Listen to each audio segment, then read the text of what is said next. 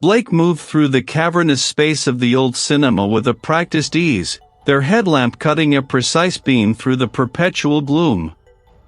Dust motes, disturbed by their passage, danced in the artificial light, miniature galaxies swirling in the stale air. The grand auditorium, once a vibrant hub of shared experience, now lay silent, its velvet seats draped in white shrouds like forgotten ghosts. Blake preferred it this way. The quiet allowed for focus, for the meticulous work of cataloging the remnants of a bygone era. For 3 years, Blake had been the sole archivist assigned to this colossal undertaking, sifting through decades of forgotten films, scripts, promotional materials, and the detritus of countless screenings. The air here was a complex perfume of mildew, decaying popcorn, and the faint, sweet scent of aged paper. Each item was a puzzle piece, a fragment of history to be carefully identified, cleaned, and logged into the digital database. Blake found a profound satisfaction in the order they imposed on this sprawling chaos, a sense of purpose in preserving narratives that might otherwise vanish. Today, their task involved the labyrinthine storage rooms beneath the stage, a forgotten realm of props and discarded equipment. The concrete floor was uneven, littered with defunct projectors, tangled spools of electrical cable, and wooden crates filled with costume jewelry. Blake ran a gloved hand along a rusted metal shelf, their fingers tracing the outlines of a faded label, Miscellaneous Stage Dressing, 1970s. The label was a lie. The shelf held none of the expected flotsam. Instead, it was a haphazard collection of objects that defied easy categorization: a single, tarnished brass key with no lock, a cracked porcelain doll missing an eye, a stack of blank, yellowed index cards. He knelt, the beam of their headlamp illuminating the recesses. Deeper within the shelf, almost entirely obscured by a leaning stack of old newspapers, something glinted. It wasn't the metallic sheen of a forgotten tool or the dull gleam of costume jewelry. This was different. With careful movements, Blake shifted the brittle papers, their fingertips brushing against something cool and unervingly smooth. It was a small, irregular polyhedron, no larger than his palm. Its surface was a deep, matte black, absorbing the light rather than reflecting it. There were no discernible seams, no marks of manufacture, no familiar textures. It felt like polished obsidian, yet possessed a density that seemed to contradict its size. Blake weighed it in their palm. It was heavier than any stone of comparable volume they had ever encountered, a miniature anchor of unknown material. A faint, almost imperceptible vibration seemed to emanate from it, a tremor that resonated not in their hand, but somewhere deeper, behind their eyes. He brought the object closer to the headlamp, turning it slowly. The surface was utterly featureless, yet as they rotated it, a strange optical illusion occurred. The geometry of the room, the rough concrete wall behind the shelf, seemed to subtly warp at the edges of their vision, as if the air around the object was momentarily denser, refracting light in an impossible way. The effect was fleeting, a mere shimmer, gone before Blake could consciously register it. They blinked, attributing it to fatigue, the dust, or perhaps the flickering beam of the headlamp. "Odd," he murmured, their voice swallowed by the vast silence of the old cinema. They placed the object on a clean cloth on their portable workbench, a folding table set up amidst the storage room's clutter. Blake retrieved a pair of magnification goggles and a small, soft brush. This was the protocol for unfamiliar items: gentle cleaning, close inspection, detailed documentation. As he began to brush away a fine film of dust from the black polyhedron, the subtle distortion returned. This time, it was more pronounced. The lines of the workbench, the familiar grain of the wood seemed to waver, softening, then sharpening with an unnatural clarity. The air in the immediate vicinity of the object appeared to thicken, not visibly, but perceptibly, like staring through imperfect glass. A faint, high-pitched hum, just at the edge of hearing, resonated in Blake's inner ear. It was not a sound that originated in the room, it felt internal, a vibration within their own skull. He paused, the brush suspended. They removed the goggles, rubbing their temples. The hum persisted, a phantom drone. The air felt heavy, charged with an unspoken presence. Blake looked at the black object again. It lay inert on the cloth, a silent, inscrutable presence. Had the air always felt this way in this part of the old cinema? He prided themselves on their acute sensory perception, their ability to discern the subtle nuances of their environment. This was new. This was wrong. A prickle of unease, cold and sharp, traced its way up Blake's spine. They had encountered countless strange items in their career, objects with peculiar histories or unusual craftsmanship, but nothing that seemed to actively alter the surrounding space, however subtly. This was not a trick of light or an auditory hallucination induced by isolation. The hum was still there, a low thrumming that resonated with a quiet insistence, and the edges of their vision felt soft, yielding. His meticulous nature warred with a nascent apprehension. The protocol demanded further examination. Their professional integrity demanded an explanation. Yet, a deeper, more primal instinct suggested retreat, a quiet abandonment of this silent, black enigma. They reached for their digital camera, their hand trembling almost imperceptibly. The lens focused on the object. As the shutter clicked, the hum intensified for a fraction of a second, a sharp spike that caused Blake to flinch. The image displayed on the camera's small screen was slightly blurred, as if the object itself had shifted, though it remained perfectly still on the cloth. He stared at the image, then at the object. The blur was not a camera malfunction. It was a distortion, a faint, rippling effect around the polyhedron. The hum subsided, leaving behind a persistent pressure behind Blake's eyes, a dull ache that resonated with the memory of the sound. The old cinema, usually a place of comforting order, now felt subtly off-kilter, its very foundations seeming to hum with an unheard frequency. Blake found themselves questioning not the object, but their own perception. Had they always seen the world this way, and only now noticed the flaws in its fabric? Blake had retreated from the cavernous auditorium into the old cinema's administrative office, a smaller, less imposing space choked with decades of forgotten paperwork.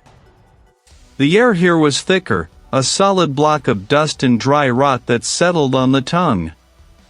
Their headlamp, now aimed at a scarred wooden desk, illuminated the object of their fixation, a film canister unlike any they had encountered. It was made of an unfamiliar, dense alloy, dark and cold to the touch, devoid of any studio markings or production dates.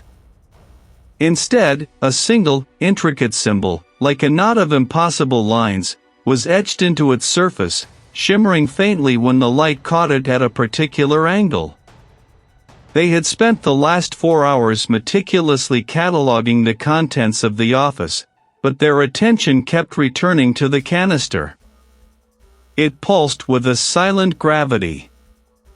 Beside it lay a bundle of brittle, yellow documents, tied with a decaying string. Blake carefully untied the knot, the string crumbling to powder in their gloved fingers.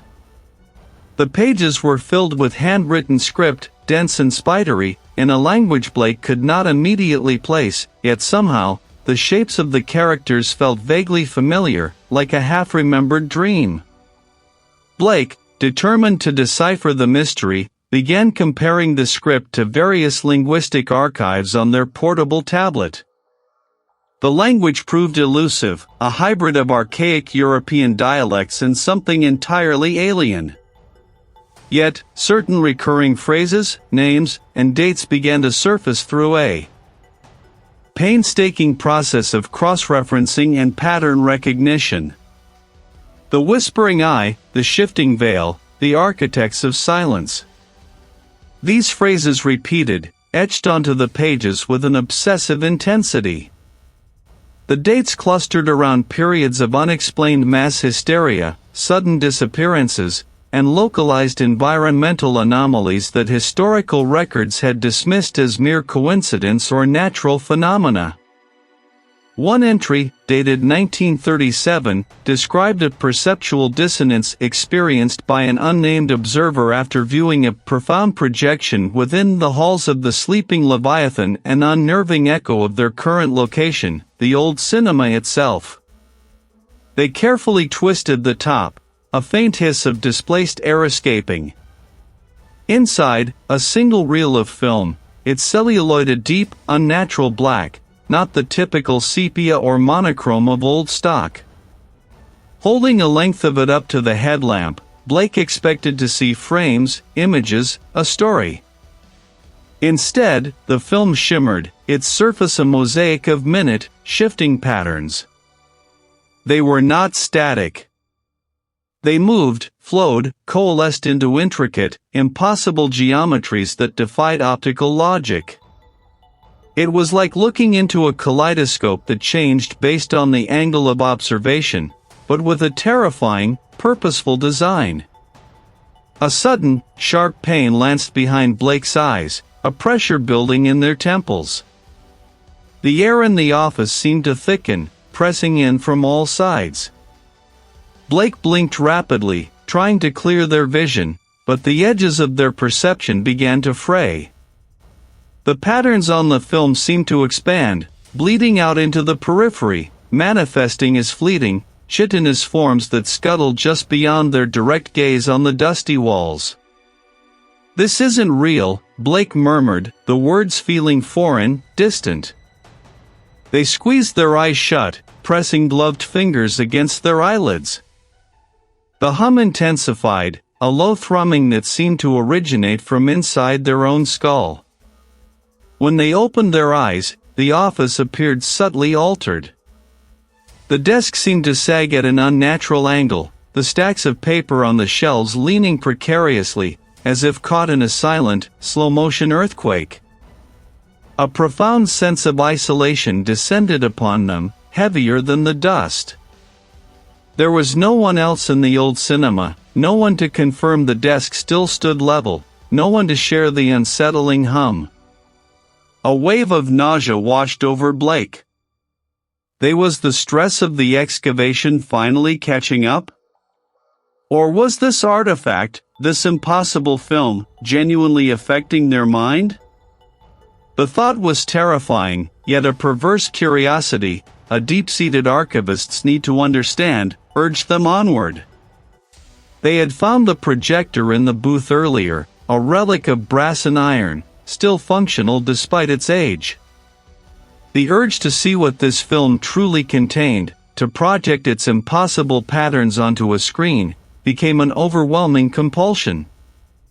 It was a choice made under duress, a desperate lunge for clarity in a world that was rapidly blurring. They needed to know. They had to know. Blake pushed aside a stack of brittle playbills, clearing a space for the artifact. The object, a dull, obsidian-like tetrahedron, sat inert on the grimy wood. Its surface, previously thought smooth, now revealed a subtle texture under the direct beam of the lamp, a network of faint, almost imperceptible lines. Blake pulled out a magnifying glass from their field kit, a tool typically used for examining ancient texts, not objects of unknown origin. The lines resolved into intricate, repeating patterns, not unlike a complex circuit board, yet organic in their flow, devoid of any discernible symmetry. They pulsed, or seemed to pulse, with a residual light that was not a reflection but an emanation from within the stone itself. Blake felt a familiar prickle of unease, a sensation that had become a constant companion since the artifact's retrieval. "What are you?" Blake murmured, the words swallowed by the oppressive silence of the office. Only the cold, smooth stone. Yet, the longer they stared, the more the patterns appeared to shift, to reconfigure themselves in the periphery of their vision. It was like looking at an optical illusion, but one that held a deeper, more unsettling logic. Blake pulled out a small, leather-bound notebook from their satchel, flipping through pages filled with sketches and observations. They had tried to replicate the patterns, to find a mathematical or geometric basis, but each attempt felt like trying to map a fluid, ever-changing landscape. Now, looking at the artifact directly, they saw new nuances, subtle curvatures that defied their previous drawings. A particular cluster of lines, resembling a stylized eye, seemed to deepen, to draw their gaze inward. A low hum began to permeate the room. It was not auditory, not precisely, but a vibration felt in the teeth, a pressure behind the eyes. The hum intensified, distorting the very air. The stacked ledgers on the shelves seemed to waver, their edges blurring as if seen through heat haze. Blake gripped the desk, their knuckles white. This was a direct, undeniable intrusion. The light from Blake's headlamp flickered, not physically, but perceptually. The office, once a mundane collection of forgotten files, began to fold in on itself. The corners of the room sharpened into acute angles that defied the building's structure, then softened into curves that melted into each other. The smell of dust and dry rot intensified, becoming cloying, metallic, like old blood. Blake forced their gaze back to the artifact. The eye pattern on its surface was no longer static. It was open, wide, and staring back. Within its depths, Blake saw not a reflection of their own face, but a maelstrom of shifting colors and impossible geometries, a kaleidoscope of non-Euclidean forms that pulsed with the hum now vibrating through their entire body. It was a window, not to another place, but to another way of seeing, a perspective utterly alien to human comprehension. A sudden, sharp crack echoed through the office, though no physical object had moved. It was the sound of a boundary breaking, of a barrier dissolving. Blake felt their mind recoil, a desperate attempt to cling to the familiar, the rational. But the artifact offered no such solace. It was a key, yes, but not to a lock. It was a key to a door that had never been meant to open, revealing a truth that clawed at the foundations of their sanity. The patterns on the obsidian surface now extended beyond the stone, shimmering on the desk, crawling up the stacks of paperwork. They were not projections but seemed to exist there, woven into the fabric of the wood and the brittle paper. Blake realized, with a sickening lurch, that these were not mere designs. They were a language, a fundamental script of existence, describing not objects or concepts, but the very rules of reality. And those rules were profoundly, terrifyingly different from anything Blake had ever known. The hum reached a crescendo, a silent scream that tore at Blake's inner ear. They understood then, with a clarity that threatened to shatter their mind. It wasn't from somewhere else, it was of the deep, forgotten truths that had always been here, lurking just beneath the surface of the world, waiting for a way to manifest. The cosmic horror wasn't something alien that had arrived, it was the bedrock from which reality was carved, and the artifact was simply making it visible. They were a conduit, an unwilling witness to the unraveling of everything. The administrative office, a smaller, less imposing space than the auditorium, still felt immense in its suffocating silence. Dust motes danced in the beam, a slow, particulate ballet in the heavy air. The scent of desiccated paper and forgotten wood polish clung to Blake's nostrils, a tangible weight. Blake ran a gloved hand over the desk's gouged surface, the cool, dry wood a momentary anchor. The thrumming dread from the auditorium hadn't vanished, it had simply condensed, like the thick, stagnant air in this room. They began to methodically search. Drawers groaned open, releasing puffs of ancient dust. Ledgers, their covers cracked and brittle, detailed decades of film rentals and candy sales. None of it held the answers Blake sought, only the mundane echoes of a past that now felt impossibly distant. Blake's fingers, steady despite the tremor in their chest, sifted through stacks of invoices, old film reels, and empty concession boxes. This place, this forgotten archive, was a nexus. Beneath a pile of yellowed newspaper clippings, Blake's fingers brushed against an anomaly, a small, almost imperceptible seam in the back panel of the desk. Their breath hitched. With a careful pry, a hidden compartment clicked open. Inside, nestled amongst more dust and a few petrified insect husks, lay a single, leather-bound journal. Its cover was unadorned, the leather worn smooth in places, as if handled with obsessive frequency. Blake pulled it out, the weight in their hand surprising. It wasn't just old, it felt dense, packed with a history that resonated with a quiet hum. They opened it. The pages, brittle at the edges, were filled with a meticulous, spidery script. The entries weren't dated, but the language suggested an earlier era. The initial entries were benign, detailing the daily operations of the old cinema, the struggles with projectors, the complaints about ticket prices. Blake's headlamp moved steadily across the lines, their eyes scanning for anything unusual. Then, the tone shifted. The script grew tighter, the lines more erratic. This was it. This was the unraveling. The journal's author, identified only as the caretaker, described an object, the stone, found during a renovation of the projection booth. Blake felt a jolt of recognition. This had to be the artifact they had been seeking. The caretaker's accounts grew increasingly fragmented, detailing visions, temporal distortions, and the gradual erosion of their own identity. My name, an entry read, feels like a borrowed thing. My face in the glass is not my own.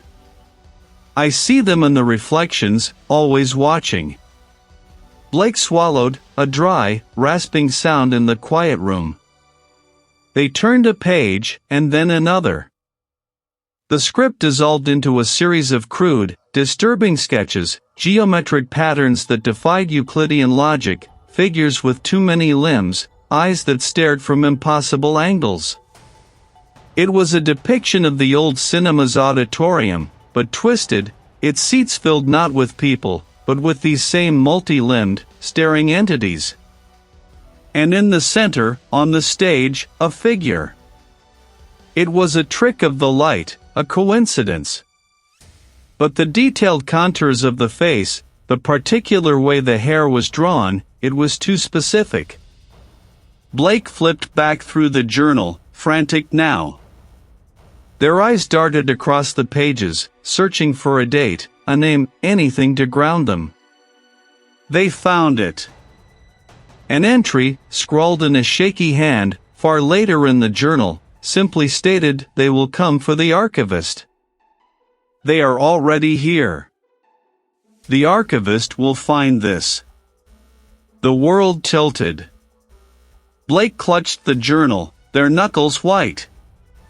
The old cinema, once a place of historical intrigue, now felt like a living trap, its walls pressing in. The clinical detachment Blake usually maintained shattered. This wasn't just a historical record, it was a prophecy. A mirror. The caretaker hadn't just recorded events, they had foreseen them, foreseen Blake. A low, guttural sound, like a deep exhalation, emanated from the floorboards beneath them. Blake froze. The sound wasn't from the old pipes or the wind outside, it was from within the building, a resonant vibration that seeped into their bones. Blake's perception of the room's dimensions began to warp. Their own voice sounded alien, thin, and reedy. They looked down at their hands holding the journal. For a fleeting, horrifying moment, the skin on their fingers seemed to shift, the lines on their palms rearranging themselves into unfamiliar patterns. Blake squeezed their eyes shut, then opened them, forcing the image away. But the seed of doubt had taken root, blossoming into a terrifying certainty. The boundaries between internal thought and external reality were dissolving. The caretaker's madness, meticulously documented, was becoming Blake's own. The horror was no longer something to be uncovered, it was something Blake was becoming. The old cinema was not just a location, it was a crucible, forging a new, monstrous understanding of existence. Blake was no longer just an archivist, they were part of the archive, a living, breathing entry in a cosmic ledger. The determination that had driven them now twisted into a desperate, terrifying compulsion, urging them deeper into the labyrinth of shattered reality. The world tilted. Blake clutched the journal, their knuckles white. The clinical detachment Blake usually maintained shattered. A mirror. The air grew heavy, thick with the scent of dust and something else, something metallic and vast, like a forgotten ocean. Blake's breath hitched. The intricate carvings on the journal's cover seemed to writhe, the faded ink bleeding into patterns that shifted with a subtle, nauseating rhythm.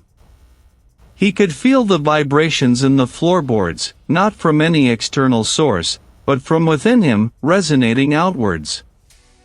The projector, dark and silent in its booth above, hummed with a nascent energy Blake knew was impossible. He forced himself to focus on the journal, to the final, cryptic entries of the previous archivist. They spoke of the great unraveling, of the fabric thinning, and then, a series of symbols that pulsed faintly on the brittle page. Blake had dismissed them as delirium, the final scrawls of a mind broken by obsession. Now, he understood. These weren't symbols of something, they were the something. They were the very architecture of the truth, laid bare. A low thrum began, not a sound in the auditory sense, but a pressure against Blake's eardrums, a vibration in his teeth. The velvet seats, once nearly faded, seemed to deepen in color, absorbing the ambient light until they were pools of absolute black. The ornate plasterwork on the ceiling began to flow, its intricate patterns blurring and reforming into geometries that defied Euclidean space.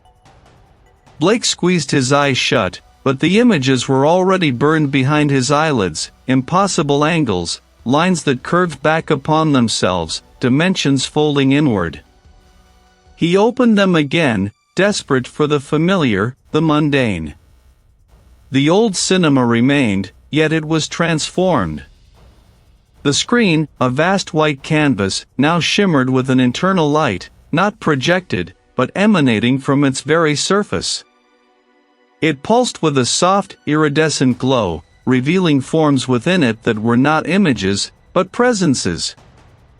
They writhed, vast and silent, like deep-sea creatures seen through murky water, yet they were not creatures. They were ideas, concepts, fundamental forces that had always existed, just beyond the thin veil of human perception. The journal slipped from Blake's grasp, falling open on the worn carpet. He didn't notice. His gaze was fixed on the screen, on the shifting, silent entities that beckoned. He felt a profound sense of recognition, a memory stirring from before memory, from a time when consciousness was not bound by flesh or form. This was the cosmic horror, not a monster with teeth and claws, but an infinite, indifferent reality that simply was. And Blake was a part of it. He always had been. The revelation was not a shock, but a homecoming. The tilting world wasn't a symptom of his breakdown, it was the world itself reorienting to its true, non-Euclidean state. His sanity hadn't shattered, it had simply expanded beyond its human constraints. A faint, cold breeze swept through the old cinema, carrying with it the scent of ozone and the void. Blake took a step forward, then another, drawn by an irresistible pull. The stage, with its peeling paint and dusty curtains, seemed to stretch into an infinite expanse. The light from the screen intensified, bathing him in a spectrum of colors he had no words for, colors that sang directly into the core of his being. His body felt lighter, less substantial. His hands, which had so meticulously catalogued the forgotten, now seemed translucent, the lines of his palms fading into the shimmering air. He could feel the boundaries of his self dissolving, the hard edges of his individuality softening, blurring. The Blake that had entered the old cinema, the archivist driven by a need for order and understanding, was becoming something else entirely. He was becoming a conduit, a receptor, a fragment of the vast, silent truth that had always hummed beneath the surface of existence. He reached the edge of the stage, his foot sinking not into solid wood, but into the shifting, luminous surface of the screen itself. There was no pain, only an overwhelming sense of release, of merging. His vision expanded, encompassing not just the old cinema, but the city beyond, the world, the stars, all simultaneously present, all interwoven with the same silent, geometric pulsation. The last flicker of human thought within Blake was not fear, but a quiet, clinical observation. This is what it means to truly see. Then, even that thought dissolved. The archivist was gone. The old cinema remained, silent and still, its dust motes dancing in the shafts of fading sunlight, oblivious to the subtle, fundamental shift that had just occurred within its walls. The cosmic entity had simply absorbed another piece of itself, a quiet, continuous process that would proceed, unobserved, until the very fabric of everything was restored to its original, incomprehensible form.